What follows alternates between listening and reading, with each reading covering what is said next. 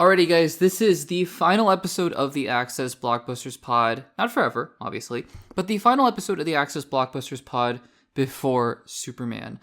By the time you listen to next week's episode, we will have a review of the first DCU film, Superman.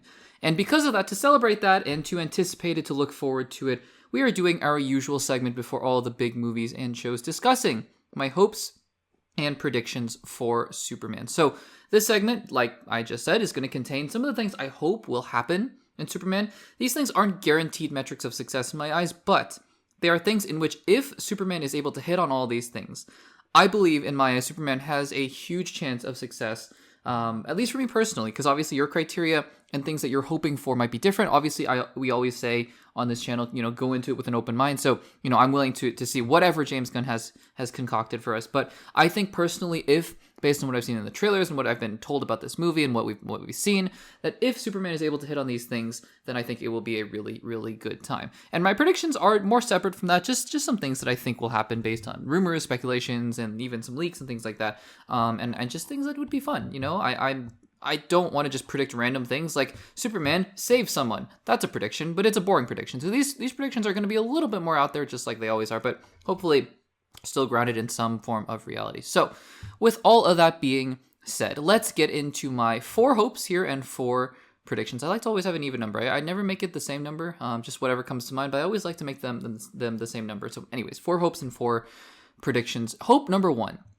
Fun, goofy, and silly are not inherently bad. They don't have to be bad. In fact, they can be quite good. But they don't always come across well.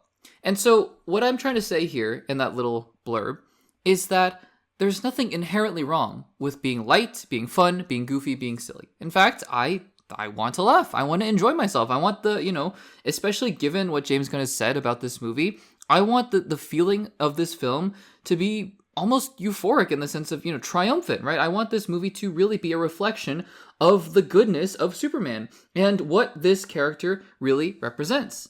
All of that being said, if you guys have been following my coverage of this movie or just what I've been talking about on the Access Blockbusters YouTube channel, on the Access Blockbusters Pod, there are a few things that I'm cautious about, right, in general.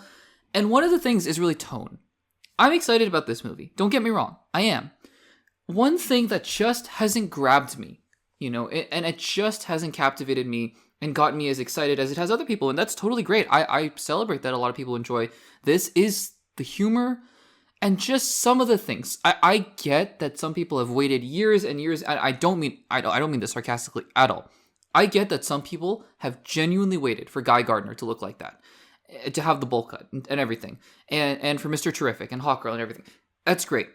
To me, some of the costumes are a little too comic booky, little bit too much for me. The bowl cut, it's a little too much for me. I'm starting to get used to it, but even still, it's taking me a while. Crypto, again, I've said this so many times so that nobody makes a mistake. Nobody mistakes me. I love dogs. But superhero space dog, I don't know. It's just not meshing for me. Some of the jokes that we've been seeing in the Superman trailers. The one at the end of the last trailer where he's like, no, I'm doing important things. It's not hitting for me. The one where we saw in the original, in one of the sneak peeks where the robot's like, oh my gosh, he looked at me. It's just not working. It's just not working for me personally, right? And that's okay. I just hope that, keep the tone light, be triumphant again, be optimistic, but don't straddle or don't go over the line. Rather, I was gonna say straddle the fence, but don't go over the fence, and be just too goofy. And I know James Gunn, he likes to be a little irreverent, and I just hope that he can tone that down a little bit where he needs to, or appropriate, right? Because I want Superman to really be serious, not dark, right? Not necessarily Snyder serious, but really appropriate. When the moment calls for it, if that makes sense. We spent way too much time on the first point. Point number 2, hope number 2 rather.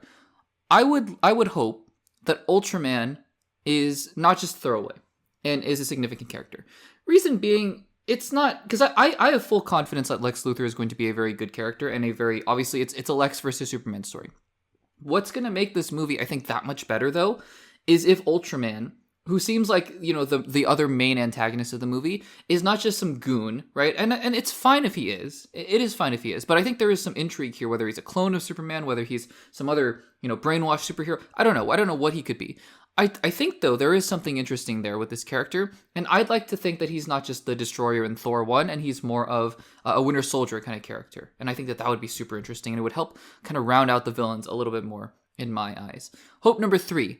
The center of the movie is Clark and Lois. I think that this is the one I am most optimistic about. I think that based on the trailers, based on the shots that they're deciding to show, the relationship between Clark and Lois seems very, very central to this movie. And I think it has to be. It doesn't have to be, but I think that if it is, that is really the beating heartbeat, the emotion of this movie. I'm not saying that Lois has to get captured and then Clark has to save her, you know, we don't have to do that. I just mean that the reason we care about Clark Kent, about Superman, the titular character, is in large part due to Clark and Lois. And I think that, you know, that having her be an anchor of the movie is going to be super, super important. So that is hope number 3. And hope number 4, and this might, you know, this might not be as popular for some of you guys who have been commenting, embrace the DCU. Don't just make this a complete standalone movie. Obviously, I'm not just talking about the characters that are going to be here with Supergirl and Hawkgirl and maybe Lobo, but also Mr. Terrific and Guy Gardner. I'm not just talking about that. Frank Grillo's Rick Flag Sr. I mean, just embrace the universe. You're setting up a universe, and let's live in this universe. You're going to see a couple predictions in here that I think allude to this, but I really hope that this movie is able to embrace that in full force. So I hope that, you know, these 4 things, if they come to fruition, I think that will be a very, very interesting and fun ride. And then let's get to some predictions here for Superman. Number 1, I think Supergirl is going to have a pivotal role. Does that mean she's going to have 45 minutes of screen time? No, I don't think so. I think 10 minutes at most, but I do think that Millie Alcock's Supergirl is going to have a pretty significant role in whatever the conflict is, and I think that she's going to be a big part of resolving it as well. We'll see. I could be totally wrong, but I think I have a prediction, or I have a good feeling about that one. Prediction number 2, we are going to take a trip to Gotham. Now, I don't think, I stopped short of saying we're going to see Batman. I just don't think they have the casting ready or ready to announce. That's fine. They don't need to right now. I do think, though, that in line with expanding this universe, I think a lot of these predictions are in line with that. I think Gotham is also across the bay, just like it was in the Snyderverse, right? Or the DCEU. And I think that, you know, I'd like to see Clark Kent or even Superman just explore the surrounding area, explore the universe he's in, explore the world. And I do think we're going to take a trip to Gotham City. It's just, I don't really have anything to back that up, but I think that is going to be the case. Maybe a setup for Clayface. Speaking of setups here, the Justice League, or the seeds for the Justice League are planted in this movie, but not just the Justice League, other teams as well. We're talking Teen Titans, maybe we're talking the Authority, and what this is all going to be setting up is a war between different factions. We already have the Justice Gang, right? But let's set up the Justice League, the Authority, Teen Titans, whatever, Lex Luthor, the League of Villains, or the whatever they're called, I forget. But, you know, I think that part of this, what this universe is going to do, is set up a bunch of different teams, creature commandos, and have them all face off against one another, or, I don't know, you know, there's going to be some kind of war.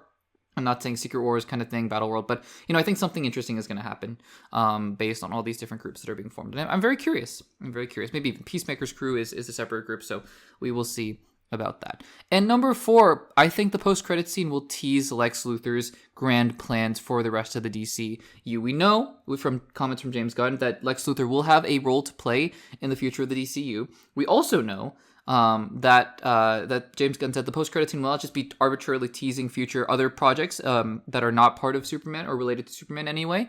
And so I think that a part of that is going to be, let's just keep it very focused on Superman, whatever happens in Superman.